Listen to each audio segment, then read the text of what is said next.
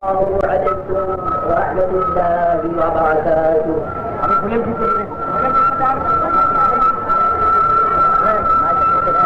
الحمد لله الحمد لله الذي لم يزل ولا يزال حيا قيوما مكبرا عالما قديرا الذي لم يتخذ ولدا ولم يكن له شريك في الملك ولم يكن له ولي من الظلم وكبره تكبيرا.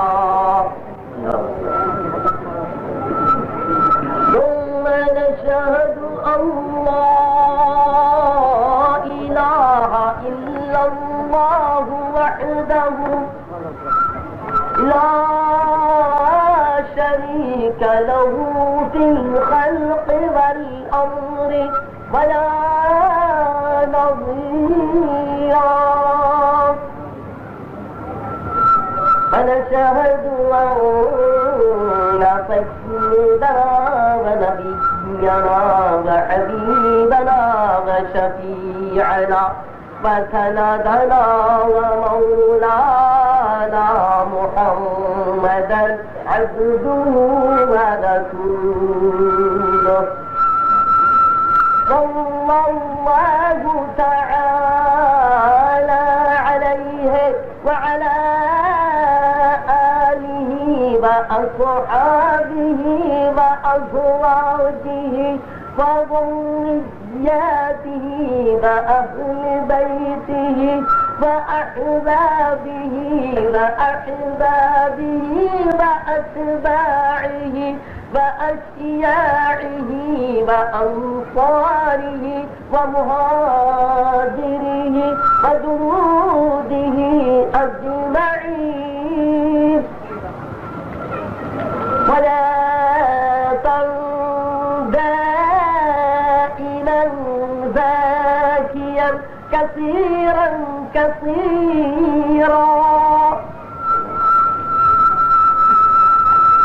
فأعوذ بالله السميع العليم وبوجهه الكريم وسلطانه القديم من الشيطان الرجيم. بسم الله الرحمن الرحيم. وما خلقت الجن والإنس إلا ليعبدون.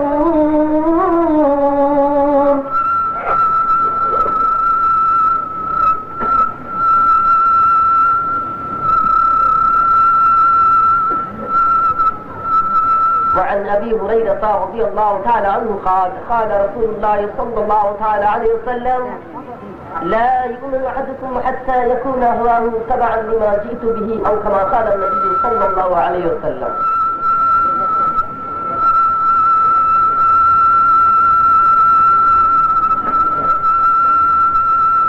حمد خدا اللہ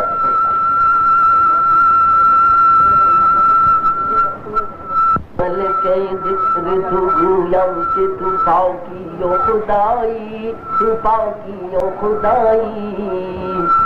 ملکے ذکر تو گویم کہ تو پاکی و خدائی تو پاکی و خدائی. نہ توابت سے تو کردم کہ در وقت نہ آئی نہ شرح تو کردم کہ در شرح نہ آئی.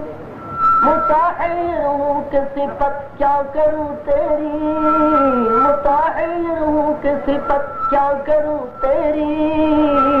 ملک ذکر تو گویم کہ تو پاکی و خدائی تو پاکی و خدائی. न परस्तिश का तू मुहताज, न परस्तिश का तू मुहताज, न मुहताज इबादत, न इनायत तुझे दरकार किसी की, न इनायत, न शिराकत है किसी से, न किसी से ये क़राबत, न शिराकत है किसी से, न किसी से ये क़राबत, न नियाज़त न बिलादत, न नियाज़त न बिलादत, न बफ़रज़ंद तू हाजत, तू जलीलुल जबरूती, तू अमीरुल उमराई, तू जलीलुल जबरूती, तू अमीरुल उमराई। न तुझे दोस्त की हाजत, न तुझे दोस्त की हाजत, न अंदेशे दुश्मन,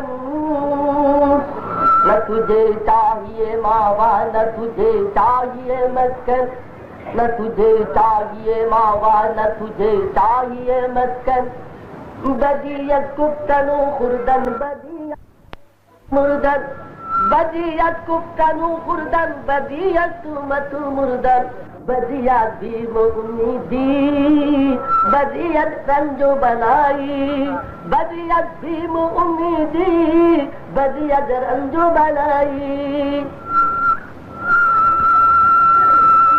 न फिरो अहद से, न फिरो अहद से, जब तक के रहे दम में मेरे दम, रहूं पैमान मोहब्बत में तेरे ऐसी ही मोहकम, रहूं पैमान मोहब्बत में तेरे ऐसी ही मोहकम, तलबे वस्ल तेरे हो न मेरे दिल से कभी कम, तलबे वस्ल तेरे हो न मेरे दिल से कभी कम, हमा दरगाह तू जुयम, हमा दरगाह तू फूयम, हमा दरगाह तू जुयम, हमा दरगाह तू फूयम, हमा तौहीद तू गुयम के तू बतौहीद सजाई, हमा तौहीद तू गुयम के तू बतौहीद सजाई। तो खुदावंद यमीनी, तो खुदावंद यसारी, तो खुदावंद ज़मीनी, तो खुदावंद समाई, तो खुदावंद यमीनी, तो खुदावंद यसारी, तो खुदावंद ज़मीनी, तो खुदावंद समाई। हमारा गैब तू दानी, हमारा ऐब तू पूछी, हमारा गैब तू दानी, हमारा ऐब तू पूछी, हमारा रिज़्क़ रसाई, हमारा रिज़्क़ रसाई, के तुझूदियो असाई, मलके ज़िक्र तू गोयम के तू पाकियो खुदाई, तू पाकियो खुदाई, तू पाकियो खुदाई।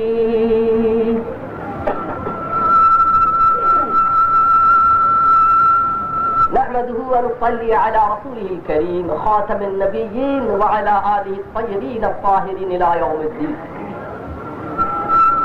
মাননীয় সভাপতি, সমবেত সুধী মণ্ডলী, পর্দার অন্তরালে অবলা সরলা মা ও বোনেরা, স্নেহাস্পদ কচি কাঁচা অরুণ তরুণ ছাত্র ছাত্রীগণ, সমবেত হিন্দু মুসলিম ভারতীয় শ্রোতৃ মণ্ডলী, আমি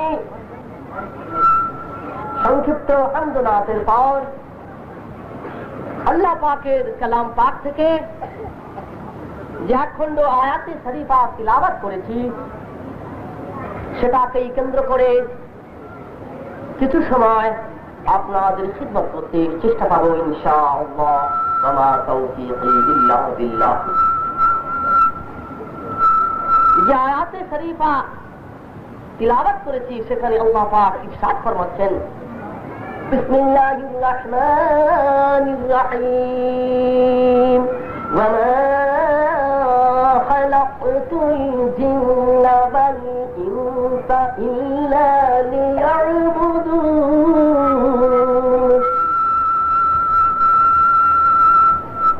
खुदावंद कुद्दूस अल्लाह जल्ला जलालुहु अम्मा नवालुहु জগৎ গম্ভীর স্বরে সাত ফরমাচ্ছেন যে আমি জিন আর ইনসান এই দুইটি জাতকে একমাত্র শুধুমাত্র কেবলমাত্র আমার ইবাদত করার জন্যই তৈরি করেছি। আমি জিন ইনসানকে মানব দানবকে তৈরি করি নাই, শুধু তৈরি করেছি আমার ইবাদত করার জন্য। বলুন সুবহানাল্লাহ। এই যে তাসবিহটা পাঠ করলেন এটা জবানি ইবাদত, মৌখিক ইবাদত হলো। বলুন আলহামদুলিল্লাহ। এই যে তাসবিহটা পাঠ করলেন এটাও ইবাদত হলো, এটা মৌখিক ইবাদত হলো। বলুন আল্লাহু আকবার, এটাও কিন্তু ইবাদত হলো। নৌকো চালাতে যে মাঝি মাল্লারা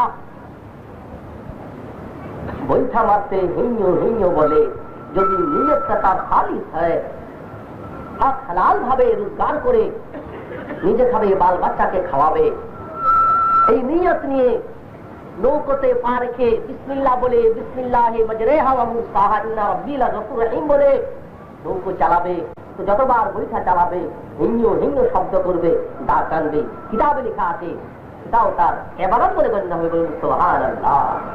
আমার কিশোর ভাইয়েরা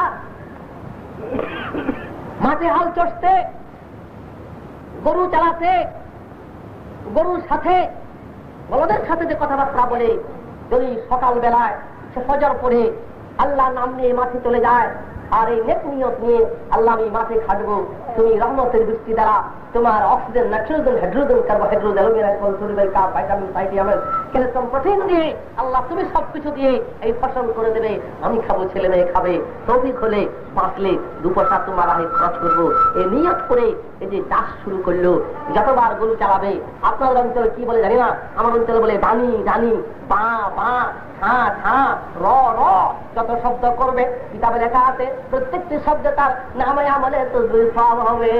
বলুন সুবহানাল্লাহ। ইবাদত এই দৃষ্টিকোণ থেকে খুবই সহজ, ঢের ইবাদত করতে পারি। এই মেয়েরা ধান কোটে ঢেকিতে চাল বের করে, যদি আল্লাহ নাম নিয়ে ঢেকিতে ওঠে, আর প্রত্যেকটি লাঠিতে, প্রত্যেকটি আঘাতে, ঢেকির শব্দের ঘাটে যদি সে মনে মনে তসবিহ পড়ে তো পড়লই, আর না অন্য শব্দ করলো, নিয়ত তার খালেস হবে, তার অক্ষরে অক্ষরে শব্দে শব্দে নেকি হবে, ইবাদত হবে। বলুন আলহামদুলিল্লাহ। আর যদি আল্লাহর প্রতি তাওয়াক্কুল না করে, নিয়তকে একটু খারাপ করে, যে পয়সা হবে তো আমি অন্যের ক্ষতি করব, জুয়া খেলবো, মদ খাবো, গাঁজা খাবো, আফিম খাবো, ইচ্ছে মামলা করবো, গানের টিকিট কাটবো, যাত্রা দেখবো, এইসব নিয়ত করে যদি আপনারা কাজ করতে শুরু করেন তো মাশাআল্লাহ প্রত্যেকটি হরবে হরবে আপনাদের আমলনামায় গুনাহে জারিয়া লেখা হবে। দলিল দেব আমি হাদিস থেকে। عن أبي هريرة رضي الله تعالى عنه قال قال رسول الله صلى الله عليه وسلم من سن سنة حسنة في الإسلام فله أجرها وأجر من عمل بها من غير أن ينقطع من أجرهم شيئا ومن سن سنة سيئة فعليها وزرها ووزر من عمل بها وكما قال النبي صلى الله عليه وسلم। ভাই গুনাহে জারিয়ার কথাটা শুনে অনেক দুচন করলেন, তাই না? জীবন ভরাই শুনলাম, আজকে শুনতে নতুন কথা গুনাহে জারিয়া। আমি তার দলিল পেশ করলাম, হাদিসের আদি এবারত আমি উদ্ধৃত করেছি। গুনাহে জারিয়া আছে। আপনাদের বগুড়া জেলায় গুনাহে জারিয়া দৃষ্টান্ত দিতে খুব বেগ পেতে হবে না, চতুর্দিকে গুনাহে জারিয়া ছড়িয়ে আছে বগুড়া জেলায়। আমি তার দলিল দিয়ে যাবো এখানে দাঁড়িয়ে। আল্লাহ পাক একমাত্র তার ইবাদত করার উদ্দেশ্যে অনন্ত সৃষ্টির মাঝে জিন আর ইনসান এই দুইটি মুখ্য সৃষ্টিকে, আসল সৃষ্টিকে, উদ্দেশ্যমূলক সৃষ্টিকে তিনি সৃষ্টি করেছেন, তা পরিষ্কার ব্যক্ত করলেন। ওয়ামা খালাকতুল জিন্না ওয়াল ইনসা ইল্লা লিয়াবুদুন। সৃষ্টি তদন্ত করেছেন, অসংখ্য করেছেন, অবলম্বন করেছেন, কিন্তু তার তো কাউরি নাম না নিয়ে শুধু এই দুইটি সৃষ্টির নাম কেন নিলেন?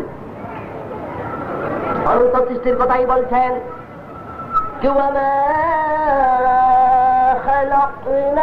السماوات والأرض وما بينهما لاعبين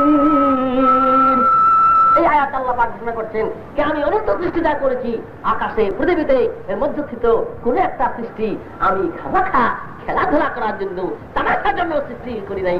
রব্বানা মা খালাকতা হাযা বাতিলা, হে প্রভু তুমি কোন সৃষ্টি বাতিল করো নাই, অকার্য করো নাই। বলুন সুবহানাল্লাহ। অনন্ত সৃষ্টি আল্লাহ সফল সৃষ্টি, সার্থক সৃষ্টি, প্রয়োজনীয় সৃষ্টি, জরুরি সৃষ্টি আমরা জানি না, বুঝতেই পাই না। তাই বলি কাক কেন সৃষ্টি করলেন, শৃগাল কেন, শুকর কেন, তিত কেন, কাঁটা কেন, আমরা প্রশ্ন করি। আল্লাহ বলেন সব সৃষ্টি আমার সার্থক। তবে জিন আর ইনসান, মানব আর দানব, এই দুইটি জাতকে সৃষ্টি করলেন তার ইবাদত করার জন্য। সে ইবাদত বদনি হয়, সে ইবাদত জবানি হয়, সে ইবাদত মালি হয়, সে ইবাদত মৌখিক হয়, দৈহিক হয়, আর্থিক হয়, শারীরিক হয়, কায়িক হয়, বৈষয়িক হয়, স্নায়ুগত হয়, চিন্তায়, ধ্যানে, ধারণায়, সব দিক দিয়ে তার ইবাদত হতে পারে। ইবাদত শব্দের অর্থ আনুগত্য করা, দাসত্ব করা, সালভেশন। মহান প্রভু আমাদেরকে সৃষ্টি করেছেন, আমরা তার আনুগত্য করব। কতক্ষণ, কটা থেকে কটা পর্যন্ত, ক মিনিট, ক ঘন্টা, কদিন, ক সপ্তাহ, ক মাস, ক বছর, কয় যুগ না, জন্ম থেকে মৃত্যু পর্যন্ত আমরণ তার আনুগত্য করতে হবে। আল্লাহ পাক ঘোষণা করেন ইয়া আইয়ুহান নাসু উবুদু রাব্বাকুমুল্লাযী খালাকাকুম والذين من قبلكم لعلكم تتقون। হে মনুষ্য সমাজ, তোমরা তোমাদের সেই রবের আনুগত্য করে ইবাদত করো যিনি তোমাদেরকে সৃষ্টি করেছেন, তোমাদের পুরোপুরুষকে সৃষ্টি করেছেন, সমস্ত বনি আদমকে, মনুষ্য সমাজকে যিনি একাই সৃষ্টি করেছেন সে মহান আল্লাহ। এটাই দাবি যে তোমরা তার ইবাদত করবে, আনুগত্য করবে। আবার প্রশ্ন হয়, কেন আমরা নামাজ পড়ব, কেন রোজা রাখবো, কেন হজ করব, কেন নিজের পরিশ্রম লব্ধ পয়সা আবার আল্লাহর পথে খরচ করব, দান করব, যাকাত দেব? কেন কেন আল্লাহর হুকুম মতো আমরা হালাল হারাম বেছে খাবো? কেন আল্লাহর নির্দেশ মতো আমরা অবগণ্ঠন, পর্দা, হিজাব আমরা কেন গ্রহণ করব? সব কথার জবাব কি আল্লাযী খালাকাকুম, যেহেতু তিনি তোমাদেরকে সৃষ্টি করেছেন। বলুন সুবহানাল্লাহ। একটাই তার দাবি, তিনি আমাদের সৃষ্টি করেছেন। আজ আমরা আল্লাহর সেই সৃষ্টির উদ্দেশ্যকেই পণ্ড করে দিয়ে তার ইচ্ছার বিরুদ্ধে, তার আইনের বিরুদ্ধে আমরা যুদ্ধ করে চলেছি। তাই আমাদের জীবনে নেমে আসছে পদে পদে অশুভ আর অকল্যাণের বান। আসুন, হিন্দু মুসলিম, জাত অভিজাত, স্বজাতি বিজাতি, ঋত্যবাদী ঋত্যবাদী, নিঃস্বরবাদী ভবিষ্যৎবাদী, অদ্বৈতবাদী, জড়বাদী, বিশ্বাসবাদী, আর মাওবাদী আর টাওবাদী, লেনিন স্টালিনবাদী, সামন্তবাদী, সাম্রাজ্যবাদী, জাতীয়তাবাদী, আমরা সকল বাদের মানুষেরা, সকল মতের পথের মানুষেরা একবার চিন্তা করি, মানুষ আল্লাহ সৃষ্টি করলেন কেন? আমরা আরো চিন্তা করি আল্লাহর তিনটি প্রশ্নের কথা।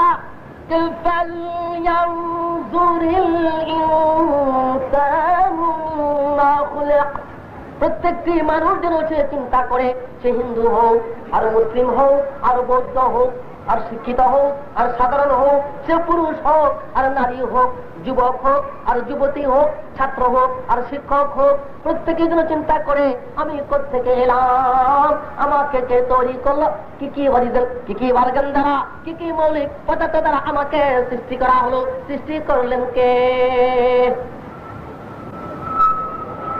فلا تغرنكم الحياة الدنيا فلا يغرنكم بالله الغرور। জীবন সম্মান চিন্তা করতে হবে, এ জীবন কে দেয়, এ জীবন কোথেকে আসে, এ জীবন কোথায় চলে যায়, এ জীবনের পরিণাম কি, এর শেষ ফলাফল কি, চিন্তা করতে হবে। এ জীবনের মালিককে, এ দেহের মালিককে, এ অনন্ত সৃষ্টির মালিককে আগে নিজকে চেনো, তারপর সে জগৎপতি জগৎময় তোমার স্রষ্টাকে চেনো। এগুলো আল্লাহর অ্যাপ্রোচ, আল্লাহর আপিল। এটা মানুষের কাছে আল্লাহর আবদার। মানুষ আমরা শুনলেন তো বর্তমানে সবের মুখে, সে কেউ বলছে আল্লাহ নাই। আর আল্লাহ যে ইবাদত করার জন্য মানুষ তৈরি করলেন, সে ইবাদত মানুষ কি করে করবে? নিজের খুশি খেয়াল মতোই করবে, মনোভুলি করবে, নিজেই চিন্তা করে তার পদ্ধতি বের করবে না। আল্লাহ পাক ইবাদত তার বান্দা করবে, কিভাবে করবে তার জন্য আল্লাহ পাক বিধান দিলেন, শরীয়ত দিলেন, দ্বীন দিলেন, এবং সঙ্গে সঙ্গে নবী দিলেন, রাসূল দিলেন, পয়গম্বর দিলেন, এবং সঙ্গে সঙ্গে কনস্টিটিউশন, সংবিধান, কিতাব দিলেন। আল্লাহ সব সুন্দর করে সাজিয়ে দুনিয়াতে নাযিল করলেন। এগুলো কথা, এর রেফারেন্স, এর প্রমাণ দলিল কোরআনের আয়াত আর হাদিসের ইবাদত দিয়ে দিতে গেলে তো রাত ভোর হয়ে যাবে। আল্লাহ পাক তার ইবাদত কিভাবে করতে হবে তার জন্য তিনি বিধান দিলেন, কিতাব দিলেন, নবী পাঠালেন। নবীগণ দুনিয়ার মধ্যে এসে আল্লাহকে কেমন করে ডাকতে হবে, তার ইবাদত কেমন করে করতে হবে সমস্ত খুলে খুলে দেখিয়ে গেলেন। আল্লাহ নবী তার জীবন দিয়ে প্রমাণ করলেন আল্লাহর ইবাদত এরকম করে করতে হয়। চুলে, দাড়িতে, খোরাকে, পোশাকে, অসনে, বসনে, শয়নে, সমনে, রমণে, রাজ্যে, দেশে বিদেশে, রাজ্য শাসনে, প্রজা পালনে, গৃহযাপনে, এক্সপোর্টে, ইম্পোর্টে, ইনকাম এক্সপেন্ডিচারে, আয়েতে ব্যয়েতে, আমদানিতে রপ্তানিতে, যুদ্ধের সন্ধিতে বন্দিতে, ইলেকশনে সিলেকশনে, কালেকশনে, ভোটে ব্যালটে, সকল অবস্থায় তিনি দেখিয়ে গেলেন আল্লাহর ইবাদত কেমন করে করতে হয়। শরীয়তে, তরিকতে, হইকতে, মারিফতে, জাহেরে বাতেনে, দিনদারিতে, দুনিয়াদারিতে, নামাজে বন্দগিতে, হজ্জে যাকাতে, পর্দায় পুশিদায়, হালালে হারামে, ফরজে ওয়াজিবে, সুন্নতে নফলে, ওয়া মুস্তাহাবে সবকিছু দেখিয়ে গেছেন। আমি প্রশ্ন করব, মুসলমান জবাব দেন। আল্লাহ আরেকবার রিপ্লাই করেন, জানিয়ে দিয়ে গেছেন। সে কথা আল্লাহই বলছেন, ওয়ামা আতাকুমুর রাসূলু ফাখুযুহু ওয়ামা নাহাকুম আনহু ফান্তাহু।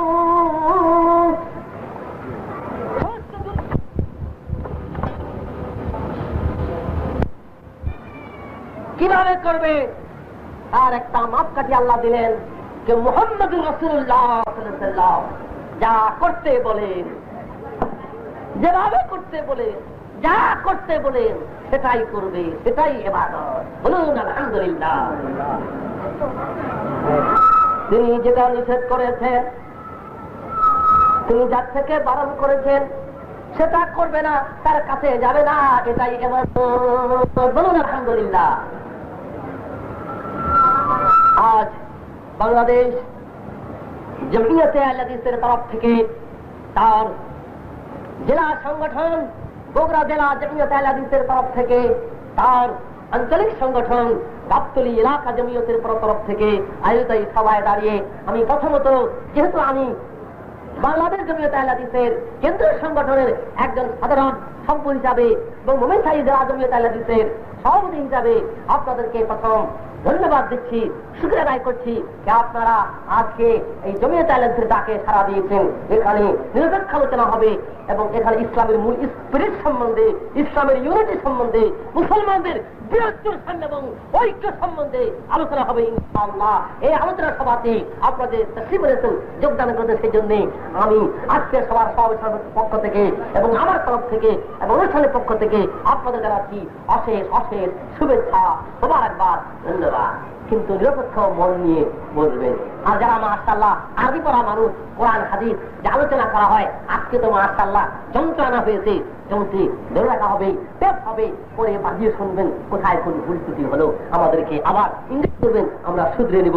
আজকে আলোচনা আবুল তাবুল করে ফাঁকিয়ে দিয়ে যাওয়ার কোনো জো নেই।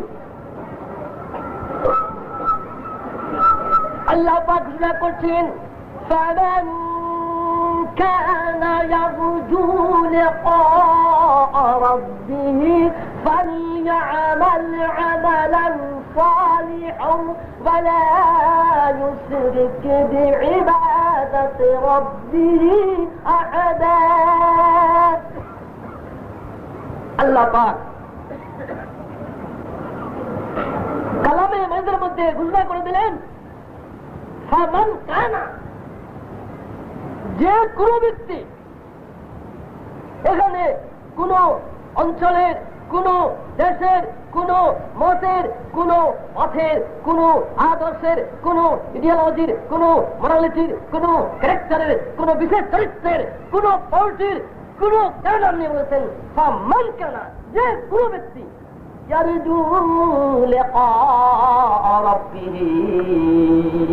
তার মাবুদের, তার রবের লেখা মুলাকাত দিদার আশা করে, যে কোনো ব্যক্তি, যে কোনো বনি আদম, যে কোনো মাটির মানুষ, যে কোনো মানুষ যদি তার প্রভুর, তার মোলানা রবের আল্লাহর মুলাকাত পেতে চায়, দিদার পেতে চায়, সান্নিধ্য নৈকট্য লাভ করতে চায়, প্রথম নম্বর সে যেন নেক আমল করে, ওয়ালা ইউশরিক বিইবাদাতি রাব্বিহি আহাদা, আর সে যেন কোনো বান্দার সঙ্গে তার আল্লাহর শিরক না করে। বলুন সুবহানাল্লাহ। এই দুইটা কন্ডিশন। যে কোনো পুরুষ, যে কোনো মেয়ে মানুষ, যে কোনো বনি আদম তার মাবুদের সঙ্গে দিদার করতে চাইলে, তার সান্নিধ্য নৈকট্য লাভ করতে চাইলে তাকে দুইটি কাজ করতে হবে, দুটা খেয়াল রাখতে হবে, আমলে সালেহ করতে হবে, আর শিরক বর্জন করতে হবে। কি ভাই তর্জমা ভুল হলো? আপনারা একটু মাঝে সাথে হুহা করেন, রিপ্লাই করেন, তাহলে বলবেন যে মৌলবীরাই কয়, মৌলবীরাই শুনে, মৌলবীরাই বুঝে, হ্যাঁ আমাদের কিছু বলে গেলেন। আল্লাহকে পাওয়ার জন্য, তার দিদার, তার মুলাকাত, তার নৈকট্য, তার শান্তি লাভ করার জন্য, এক কথায় তাকে পাওয়ার জন্য, তার সাক্ষাৎ লাভের জন্য দুইটাই কন্ডিশন, একটা আমলে সালেহ আর একটা শিরক বর্জন। আমলে সালেহ ফুকদান, আমলে সালেহ গায়েব হয়ে যাচ্ছে, আমলে সালেহ কোনো পাত্তা পাওয়া যায় না, আর শিরকের আমদানি খুব চলবে। আমি প্রমাণ করে যাব। আমলে সালেহ কাকে বলে? নবী মুহাম্মদুর রাসূলুল্লাহ সাল্লাল্লাহু আলাইহি ওয়াসাল্লাম যে কাজগুলি করতে বললেন, ওই কাজগুলি আমলে সালেহ, আর যে হুকুম, তার যা আদেশ, সেগুলি ভালো কাজ। আল্লাহ পাক ঘোষণা করছেন লাকাদ কানা লাকুম ফি রাসূলিল্লাহি উসওয়াতুন হাসানাহ, উসওয়াতুন হাসানাতুন লিমান কানা ইয়ারজুল্লাহ ওয়াল ইয়াউম। পেতে হলে দুটো কাজ খেয়াল রাখতে হবে, আমলে সালেহ করতে হবে আর শিরক বর্জন করতে হবে। এখানে আল্লাহ পাক বলছেন আল্লাহকে পেতে হলে, আল্লাহর দ্বার পেতে হলে, আল্লাহ নৈকট্য, আল্লাহর সান্নিধ্য লাভ করতে হলে নবী মুহাম্মদ মুস্তাফা আহমদ মুস্তাফা সাল্লাল্লাহু আলাইহি ওয়াসাল্লামের জীবন আদর্শ গ্রহণ করতে হবে। বলুন সুবহানাল্লাহ। লাকাদ কানা লাকুম ফি রাসূলিল্লাহি উসওয়াতুন হাসানাহ, নিশ্চয়ই তোমাদের জন্য রাসূলুল্লাহ সাল্লাল্লাহু আলাইহি ওয়াসাল্লামের জীবনের মধ্যে উত্তম আদর্শ নিহিত রয়েছে। লিমান কানা ইয়ারজুল্লাহ ওয়াল ইয়াউমাল আখিরাহ, যারা আখিরাতকে চায়, আল্লাহকে পেতে চায়, আল্লাহ নৈকট্য, আল্লাহর সান্নিধ্য, আল্লাহর দিদার যারা লাভ করতে চায়, তাদের জন্য এটাই বড় একটা উপায়, একটা বড় শর্ত তারা পূরণ করে নবী মুহাম্মদ মুস্তাফা সাল্লাল্লাহু আলাইহি ওয়াসাল্লামের জীবন আদর্শ গ্রহণ করে। বলুন আলহামদুলিল্লাহ। কি ভাই তর্জমা ভুল হলো?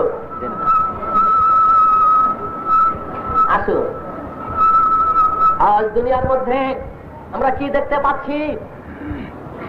কত শান্তির বলি, কত ইজম, কত আদর্শ, কত ট্রেডিশন, কত সিভিলাইজেশন, কত কালচার, কিন্তু মোহাম্মদী আদর্শ, মোহাম্মদ মুস্তাফা সাল্লাল্লাহু আলাইহি ওয়াসাল্লামের আদর্শের কথা কাউরে মুখে শুনি না, ওর নামটাই ভুলে গেছি। মোহাম্মদানিজম, মোহাম্মদ সাল্লাল্লাহু আলাইহি ওয়াসাল্লামের আদর্শ, তবে একটা জায়গায় আমরা লিখি, বিয়ের কাগজের মধ্যে লিখি মোহাম্মদী শরীয়ত মোতাবেক বিয়ে পড়ানো হলো। হারায়েজের ব্যাপারে লিখি মোহাম্মদী শরীয়ত মোতাবেক হারায়েজ কোথায় দেওয়া হলো, ওই জায়গায় মোহাম্মদী। আর মোহাম্মদী পকেট পঞ্জিকা আছে না, পঞ্জিকা ভাই, মোহাম্মদী পকেট পঞ্জিকা, মোহাম্মদী লাইব্রেরি আছে না, মোহাম্মদী প্রেস, ঢাকাতে মোহাম্মদী দোকান আমি দেখি।